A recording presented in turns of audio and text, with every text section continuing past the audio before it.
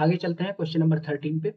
इस क्वेश्चन में हमारे पास गिवन है when the load of a wire is increased from 3 kg weight to 5 kg weight, the length of that wire changes from 0.61 mm to 1.02 mm। हमें यहाँ पे change in elastic potential energy निकालनी है, यानी कि एक वायर थी, उस पर हमने वेट को इतने से इतना इंक्रीज कर दिया, तो उसकी लेंथ में भी चेंज आया होगा इतने से इतना। ठीक है, तो हमें change in elastic potential energy निकालनी है। तो जो भी गिवन डेटा है उसको हम लिख लेंगे। पहले फोर्स F1 लिख लिया हमने 3 kg वेट। अब kg वेट को न्यूटन में चेंज करेंगे तो वो हम कैसे करते हैं, 9.8 से मल्टीप्लाई करके। तो ये हो गया हमारे पास F1। डेल्टा L1 था 0.61, इसको हम मीटर में चेंज कर देंगे। इसी तरह से F2 लिखेंगे 5 kg वेट, तो 5 इंटू में 9.8, ये हो जाएगा हमारे पास 49 न्यूटन। डेल्टा L2 कितना हो जाएगा 1.02 mm, इसको मीटर में चेंज कर दिया। अब जैसा कि हमें पता है energy stored in a deform body कितना होता है, हाफ इंटू में stretching force multiply by change in length.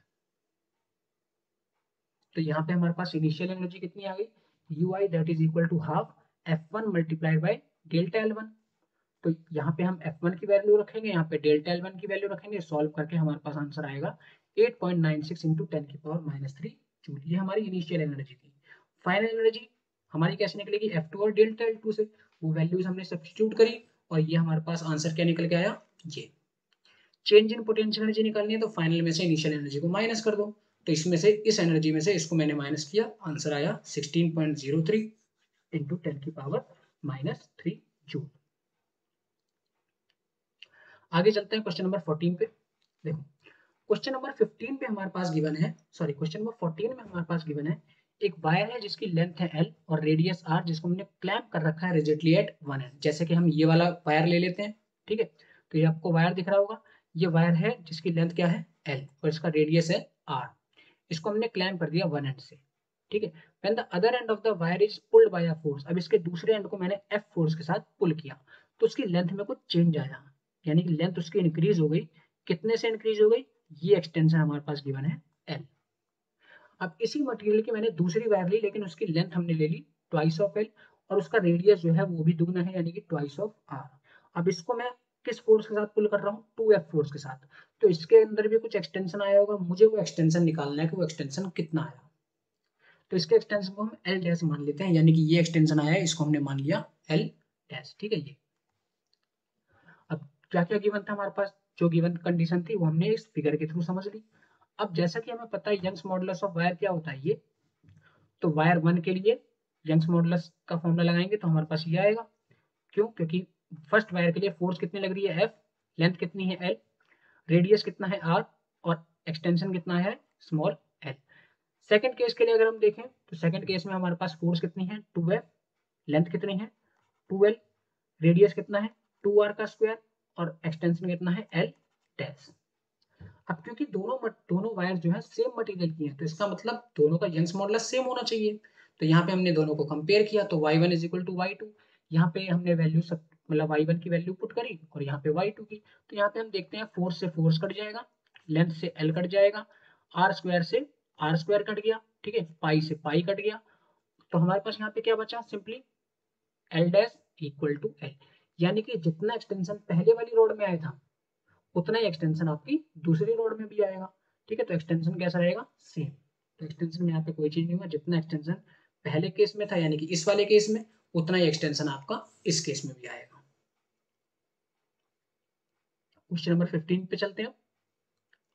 Question number 15 में हमारे पास गिवन है दो वायर्स हैं जो सेम मटेरियल से बनी हुई है, उन पर हम फोर्सेज लगा रहे हैं कुछ इस रेशियो में, और उनकी जो लेंथ है उनका रेशियो में गिवन है 2:1, उनके डायमीटर का भी रेशियो गिवन है 1:3। हमें उनके बीच में होने वाले एक्सटेंशन का रेशियो निकालना है। तो हमारे पास गिवन जो डेटा है उसको लिख लेते हैं। तो F1/F2 हमारे पास गिवन है 1/4, L1/L2 हमारे पास गिवन है 2/1, D1/D2 से हम R1/R2 लिख सकते हैं और वो हमारे पास कितना गिवन है 1/3। अब जैसा कि हमें पता है यंग्स मॉडुलस का फॉर्मूला ये होता है, तो यहाँ से हम एक्सटेंशन निकालेंगे तो एक्सटेंशन कितना हो जाएगा ये। अब यहाँ पे अगर हम देखें तो डेल्टा L हमारा किस पे डायरेक्टली प्रोपोर्शनल है, FL divide by R square, क्योंकि बाकी सब चीजें क्या है कांस्टेंट, y और पाई हमारा क्या है कांस्टेंट है, तो यानी कि delta L simply FL by R square पे डिपेंड कर रहे हैं। तो यहाँ पे हम लिखेंगे delta L1 by delta L2। L1 के लिए F1 L1 divide by R1 का स्क्वायर और डेल्टा L2 के लिए F2 L2 बाय R2 का स्क्वायर। तो यहाँ पे हम क्या करते हैं, अब F1 बाय F2 रखेंगे, L1 बाय L2, और ये जो R1 था ये कहाँ, ये R2 ऊपर पहुंच जाएगा और R1 नीचे रह जाएगा, तो R2 बाय R1 का होल स्क्वायर हो गया। यहाँ पे वैल्यूज पुट कर देते हैं इसकी, ये वैल्यू पुट करी, L1 बाय L2 की वैल्यू पुट करी, R2 बाय R1 की वैल्यू पुट करी, इसका स्क्वायर कर दिया, तो हमारे पास इन दोनों का रेशियो क्या आ गया, 9:2।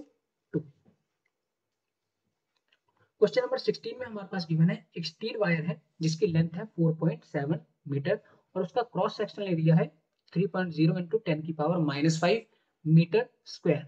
इसको हम स्ट्रेच कर रहे हैं by the same amount as a copper wire of length 3.5 metre and cross sectional area 4.0 into 10⁻⁻5 metre square under a given load. हमें रेशियो निकालना है Young's modulus of steel to that of copper का। तो सबसे पहले हम steel wire में देखते हैं, स्टील वायर में क्या क्या गिवन है, लेंथ ऑफ स्टील गिवन है और एरिया ऑफ स्टील गिवन है। इसी तरह से कॉपर वायर के लिए हमारे पास ये डेटा गिवन है। अब मान लेते हैं एफ फोर्स से, ठीक है, एफ वो आपका गिवन लोड है जिसने कि कितना एक्सटेंशन प्रोड्यूस किया है डेल्टा एल का दोनों ही वायर्स में।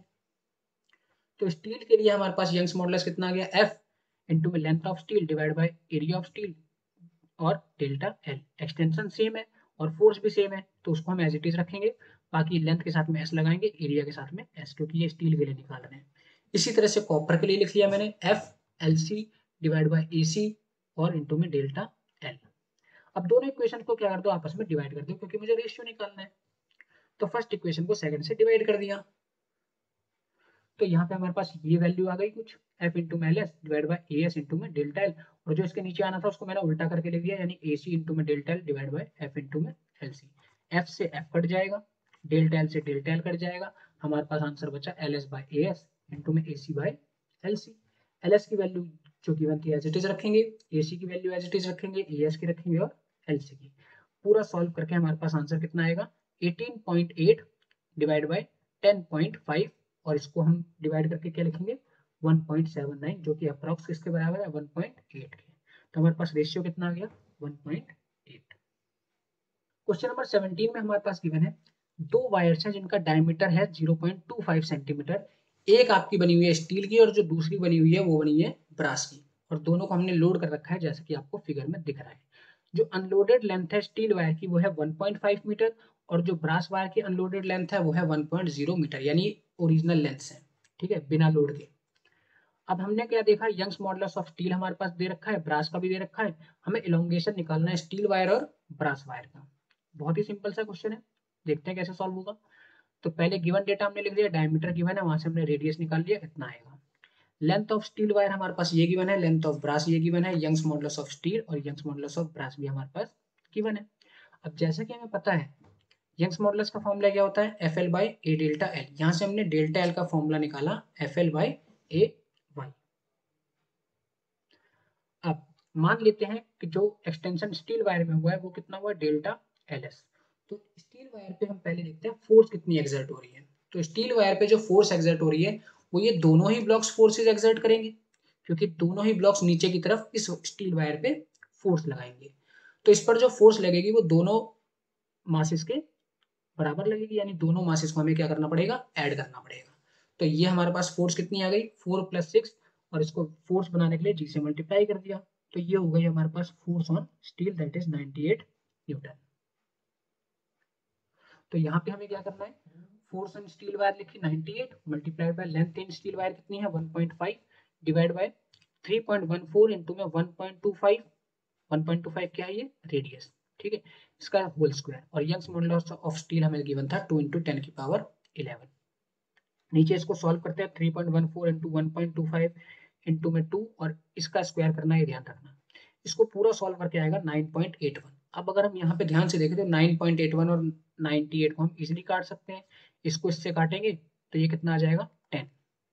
इसको सॉल्व करना बहुत ईजी है, 10 इंटू 1.5 या फिर 10 से हम नीचे काट देंगे, ये बचेगा 4, ठीक है।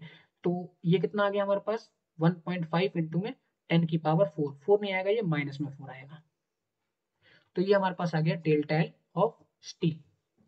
आगे नेक्स्ट हम सॉल्व करते हैं डेल्टा एल इन ब्रास, ठीक है, यानी ब्रास में कितना एक्सटेंशन आया। तो ब्रास में एक्सटेंशन कैसे निकालेंगे, हमें दे रखा है फोर्स इन ब्रास, तो फोर्स इन ब्रास कितनी होगी, ब्रास पे कौन फोर्स लगा रहा है, तो फिगर में अगर हम दोबारा देखें तो फिगर में ब्रास जो है, ब्रास पे फोर्स लगेगी केवल और केवल इस वाले मास की वजह से, 6 kg के मास की वजह से, ठीक है, क्योंकि यही वाला जो मास है वो केवल ब्रास वायर को खींचेगा, स्टील वाला तो ऊपर है वो तो खींचेगा ही नहीं, ठीक है। तो ब्रास वाला नीचे की तरफ इस सॉरी ये वाला जो मेटल है या ये जो मटेरियल है ये ब्रास वायर को नीचे की तरफ खींचेगा, तो फोर्स जो आएगी वो केवल इसी मास की वजह से आएगी। तो यहाँ पे हमने फोर्स कितना रखा 6 इंटू जी, तो ये सॉल्व करके हमारे पास आ गया 58.8 न्यूटन। सेम उसी मेथड से इसको सॉल्व करेंगे, F B L B by A into Y, A की जगह हमने पाई आर स्क्वायर रख दिया, वैल्यू सब्सटीट्यूट करते हैं, ये हो जाएगा 58.8 इंटू में लेंथ है हमारे पास 1.0 डिवाइड बाय 3.14 इंटू में 1.25 इंटू 10 की पावर -3 का whole square multiply by Young's modulus of brass wire कितना है 0.9 इंटू 10 की पावर 11।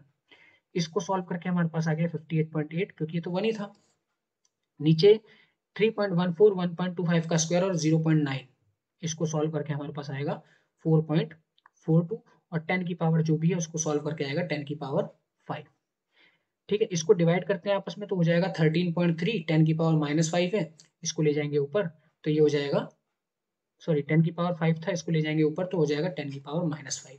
प्रॉपर साइंटिफिक नोटेशन में आंसर लिखते हैं तो हो जाएगा 1.33 इंटू 10 की पावर -4 मीटर। नेक्स्ट हमारा लास्ट क्वेश्चन है इस असाइनमेंट का, ये भी आपका एनसीईआरटी का ही क्वेश्चन है। इस क्वेश्चन में हमारे पास गिवन है the edge of an aluminium cube is 10 centimetre long, ठीक है, एक हमारे पास एल्यूमिनियम क्यूब है जिसकी एज हमें 10 सेंटीमीटर लॉन्ग दे रखी है, इसके एक फेस को मैंने फर्मली फिक्स कर दिया वर्टिकल वॉल से, जैसे कि आपको फिगर में दिख रहा होगा, एक वर्टिकल वॉल है, इसके एक फेस को मैंने इस वर्टिकल वॉल पे फर्मली फिक्स कर दिया, और एक मास है 100 kg का जिसको मैंने अटैच कर दिया opposite face of the cube, यानी इसका जो अपोजिट फेस था ना, इस अपोजिट फेस पे मैंने एक 100 kg का मास फिक्स कर दिया। अब ये मास नीचे जाना चाहेगा, तो जब मास नीचे की तरफ जाएगा तो सिंपली ये क्या करेगा, इस बॉक्स पे एक टेंजेंशियल फोर्स लगाएगा जिसकी वजह से बॉक्स आपका डिस्प्लेस हो जाएगा, ठीक है। तो हमें यहाँ पे क्या निकालना है, हमें शियर मॉडुलस दे रखा है एल्यूमिनियम का ये, तो हमें वर्टिकल डिफ्लेक्शन निकालना है फेस का। वर्टिकल डिफ्लेक्शन मतलब ये जो इसके अंदर डिस्प्लेसमेंट है ना वर्टिकल, इसे हमें कैलकुलेट करना है, यानी कि डेल्टा फाई। अब कैसे कैलकुलेट करेंगे इसको, तो चलो कैलकुलेट करते हैं। पहले जो भी गिवन डेटा है उसको हमने एज इट इज लिख लिया, ये 25 गीगा पास्कल है, गीगा को पास्कल में चेंज करेंगे तो गीगा का मतलब होता है 10 की पावर 9, ठीक है। तो मान लिया हमने कि डेल्टा वाई वही वर्टिकल डिफ्लेक्शन है। अब जैसा कि हमें पता है शियर मॉडुलस क्या होता है, F L divide by A into में डेल्टा वाई, तो यहाँ से डेल्टा वाई ऊपर ले जाएंगे, ईटा को नीचे, तो हमारे पास फॉर्मूला ये बन गया। अब यहाँ से डेल्टा वाई कैसे निकालेंगे, फोर्स की जगह हम रखेंगे एम इंटू जी, क्योंकि फोर्स एक्सर्ट करेगा ये वाला मास, तो एम इंटू जी आ गया इंटू में एल। अब यहाँ पे हम क्या कर देंगे, वैल्यू सब्स्टिट्यूट करते हैं, 100 इंटू में 9.8 इंटू 0.1, एरिया है तो एरिया क्या हो जाएगा, लेंथ मल्टीप्लाई बाय लेंथ, ठीक है। एरिया हम क्रॉस सेक्शन का लेंगे, तो जब हमारे पास क्यूब था तो क्यूब के नीचे का क्रॉस सेक्शन एक स्क्वायर होता है, तो स्क्वायर का एरिया आ गया एल इंटू एल, तो ये हो गया 0.1 इंटू 0.1 इंटू 25 इंटू 10 की पावर 9, यहाँ 0.1 से 0.1 कट जाएगा, ठीक है। 100 इंटू में 9.8 और इसको डिवाइड कर देंगे 0.1 इंटू में 25 से, तो हमारे पास आंसर आएगा 392। 10 की पावर 9 ऊपर पहुंच जाएगा तो हो गया 10 की पावर -9। प्रॉपर साइंटिफिक नोटेशन में पॉइंट को हम क्या कर देंगे, यहाँ से यहाँ खिसका देंगे, तो हमारे पास आंसर आएगा 3.92 इंटू 10 की पावर -7